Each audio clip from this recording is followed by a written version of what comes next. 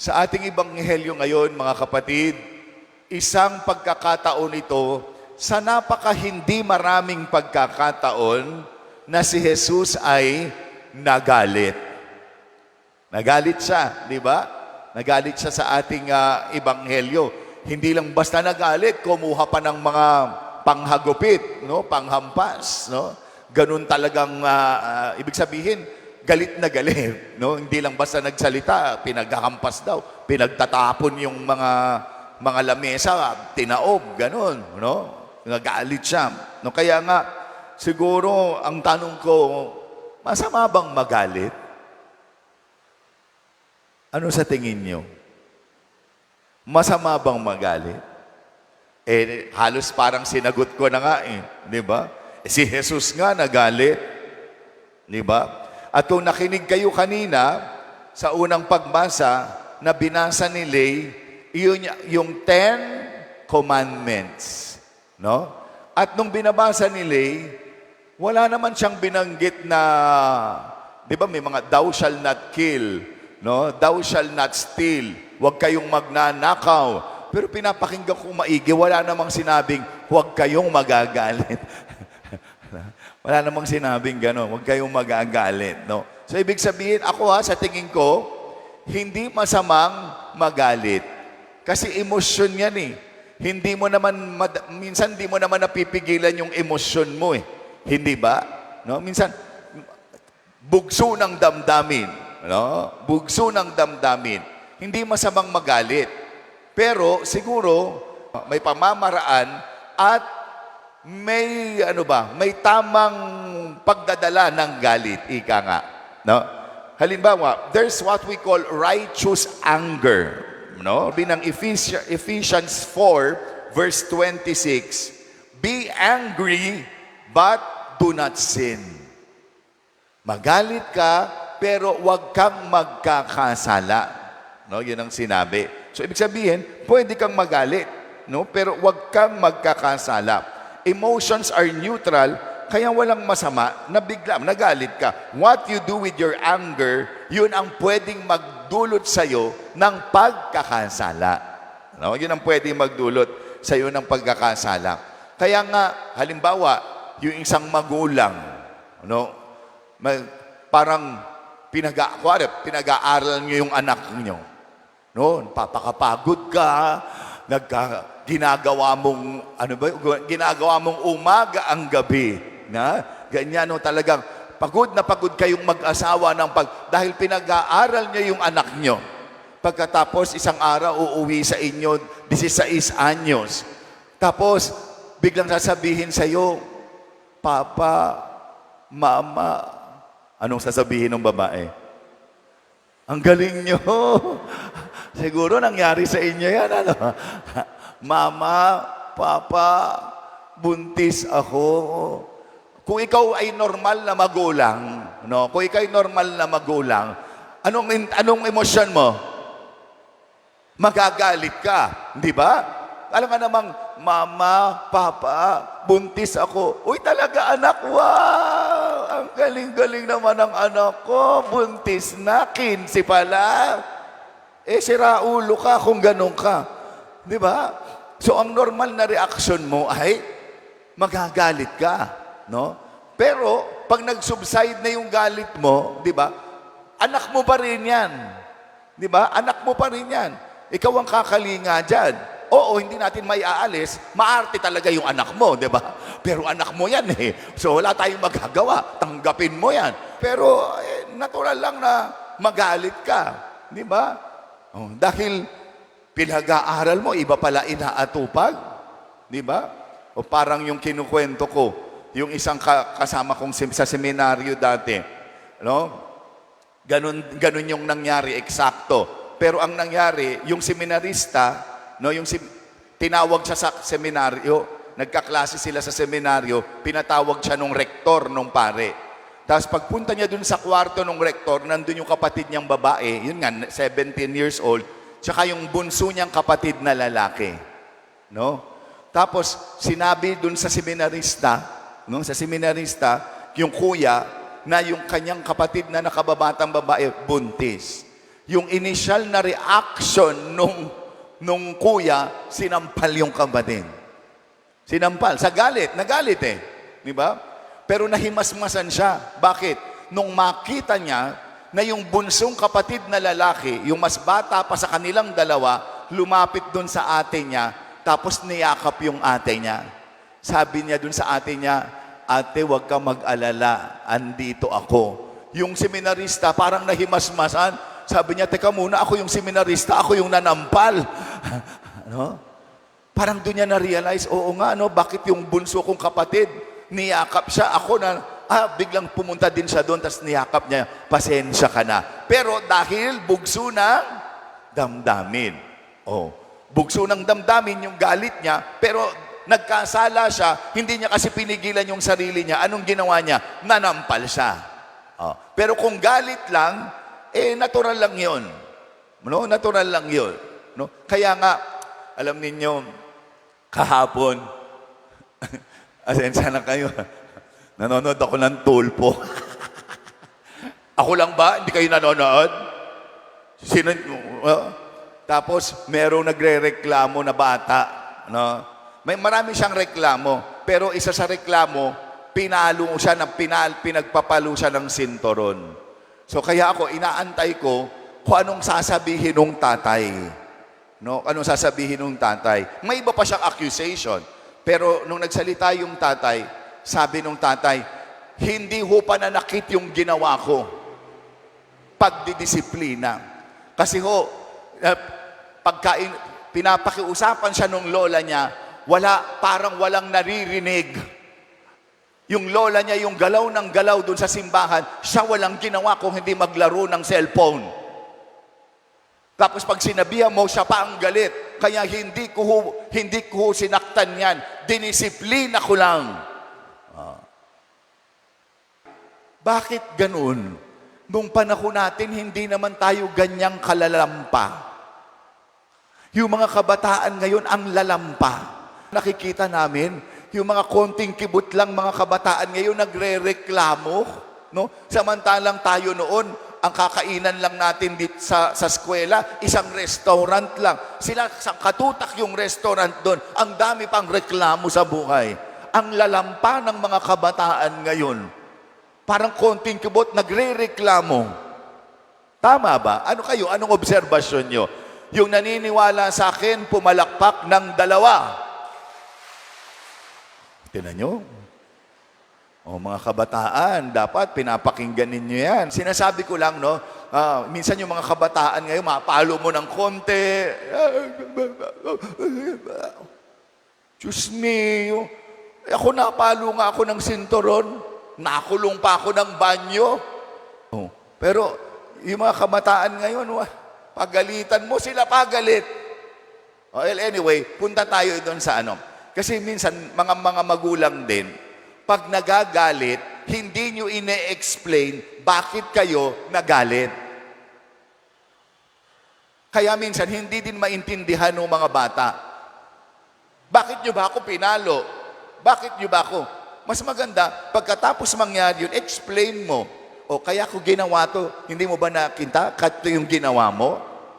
So, maiintindihan niya kung bakit mo siya pinalo. Di ba? Para alam niya, ano yung pagkakamali. Minsan yung mga magulang, bakit ho ba? Huwag ka na magtanong-tanong. So ikaw mapapaisip ka, ano ba to? Gusto trip niya lang, nasaktan ako. Kapag tripan niya lang akong paluin, ganun lang, walang explanation. Ako tatay, walang explain. Basta gagawin yung gusto niya, no explanation needed. Tama, mali. Yung mga bata naman yung sumagot. Tama. No, you should explain. Bakit kayo nagalit? No? Kaya marami ding mga bata na natotroma. No? Kasi madalas ito, tandaan nyo to mga magulang, madalas yung ginawa ng anak nyo, hindi naman kalakihan, pero galit na galit ka. Bakit ka galit na galit? Hindi ka talaga galit sa anak mo. May nangyari sa'yo nung maliit ka, bumalik sa'yo. No? Yung trauma mo dati, no, bumalik sa'yo dahil nung maliit ka, may nangyari sa'yo, ipinasa mo sa anak mo. Sa kanya mo ibinunton. Pero actually, yung ginawa niya, hindi naman masyadong malala. Pero galit na galit ka. Bakit? Meron kang hurt nung maliit ka pa, meron kang sakit nung maliit ka pa, hindi na proseso, hindi ka nagamot, hindi ka na-heal. Anong ginawa mo? Pinapasa mo sa anak mo. O minsan, mga ina, mga nanay, ganyan. Galit na galit ka sa asawa mo. Hindi, bumahampas. Baka upakang ka. Tama? O, kanino mo ibubunton ngayon? Doon sa anak mo. Kasi itong anak ko, kayang-kaya ko. Maliit eh. Pero totoo, galit ka sa asawa mo. Nagigets nyo? Sa wala namang kakwenta-kwenta yung ginawa ng bata, kung hambalusin mo, gano'n na lang. Pero ano nangyayari sa'yo? Ang gusto mo talaga hambalusin, yung asawa mo, o yung manugang mo, o yung kung sino. Pero dahil hindi mo sila kaya, ibubuntun mo dun sa kaya mo. Sino yun? Yung bata. Kaya hindi mo din ma-explain. Nagigets niya? Tapos yung bata na hindi mo in-explainan, dala-dala na yon hanggang tumanda siya. Malamang sa hindi, uulitin din niya yon pag siya ay nagka-anak na. So it's a cycle ngayon ang nangyayari. Gets nyo? So yun ha. So sabi nga dito, anger is like a medicine. Sabi to ni Brother Bo Sanchez. It can heal you or it can kill you. Ano ibig sabihin nun? Yung anger daw, siyempre, bugso ng damdamin, nagalit ka, inilabas mo. Kailangan ilabas mo din yan para ma-heal ka.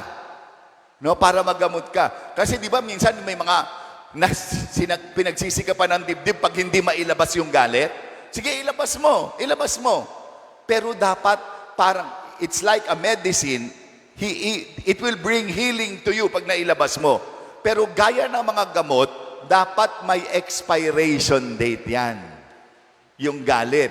Bakit? Pag hindi mo na ilabas, tapos itinago mo sa dibdib mo, it will not heal you anymore. It will kill you. Anger is like a medicine. It can heal you or it can kill you. Pag nailabas mo, tapos na, inalis mo na dito, you will be healed. Pero pag hindi mo yan inalis dito, yung galit mo, yan na ang papatay sa'yo. Tandaan ninyo yan. Ha? So, kasi kaya ka nagagalit, may nagawang mali sa'yo. Amen? No? You get angry because you are telling that person that you have no right to do that to me. Kaya minsan, kailangan mong magalit para malaman ng tao, wala kang karapatang gawin yan sa akin. I am not allowing you to do that to me. Sabi ko nga, di ba, be careful what you allow in your life. You are teaching people how to treat you. Be careful what you allow in your life.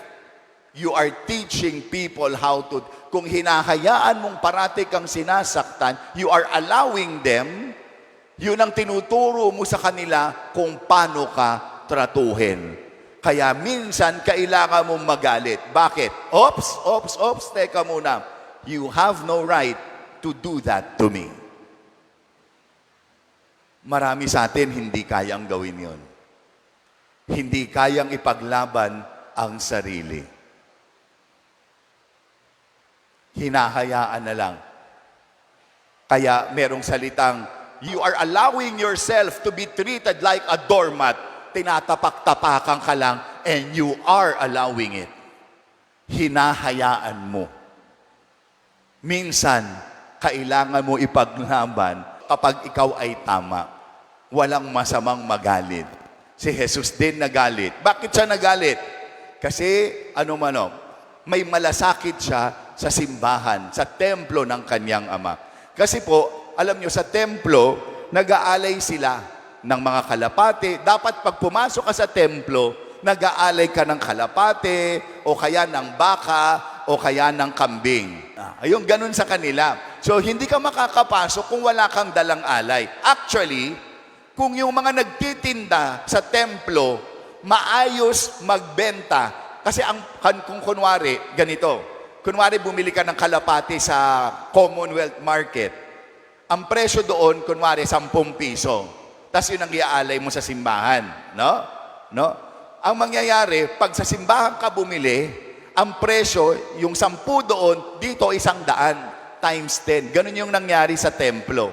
No? Kung sana ang presyo nila, ang presyo sa templo, mga 12 pesos lang, baka purihin pa sila ni Jesus. Kasi hindi na nila kailangang may bit papunta dito. Di ba?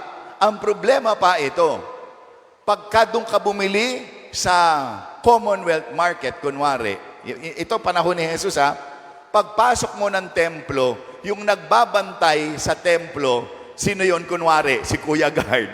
Kunwari si Kuya Guard. I-inspeksyonin yung dala mo na kalapate. No? Alam niya, pag doon binili sa palibot o doon binili sa Commonwealth. Pag binili sa Commonwealth, hindi pasado. So wala kang iaalay, uuwi ka na. Hindi ka nakasamba sa templo. So mapipilitan silang bumili saan? Sa templo. Highway robbery. Dahil kaya nagalit si Jesus. Dahil hindi nila natutulungan yung mga tao na makapag-alay sa templo ng Diyos. Kaya ho nagalit si Jesus. So righteous anger, nagalit siya. No? Dahil walang malasakit sa kanyang simbahan. Kaya tayo din, dadako naman tayo doon. Tayo ba may malasabi ni Father Noel kanina? Ang tema natin ngayon ay pagmamalasakit sa tahanan ng Diyos. Kayo ba may malasakit sa tahanan ng Diyos? O, ano pa iba? Yung pagka nagmimisa si Father June Estrella ng alas 10. No? Ano yung isang wag kayong sisimba ng alas 10 at gagawin yun, mayayari kayo talaga. Ayaw na ayaw nun. Na pag nagmimisa, nagsisimba, biglang titigil, nakikita niyang ganyan, biglang nagse-cellphone.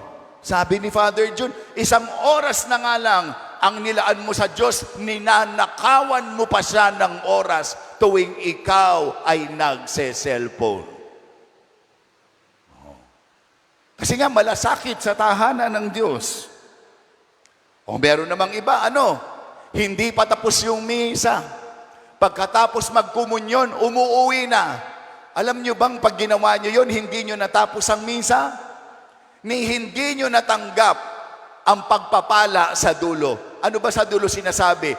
Sumainyo ang Panginoon at pagpalain kayo ng makapangyarihang Diyos, Ama, Anak, at Espiritu Santo. Umalis ka na after mangumunyon, nagmamadali ka.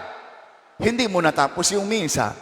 Hindi mo natanggap yung pagpapala. Tapos magtataka ka, bakit parang binamalas ako ngayong nagsimba naman ako. Syongek, hindi mo natapos yung misa dahil nagmamadali ka umuwi. Yun ba ang malasakit sa tahanan ng Diyos? Tapos ano pa? Ito parati ko sinasabi. Alam nyo, subukan nyo hong pumunta dito ng alas 10 ng gabi.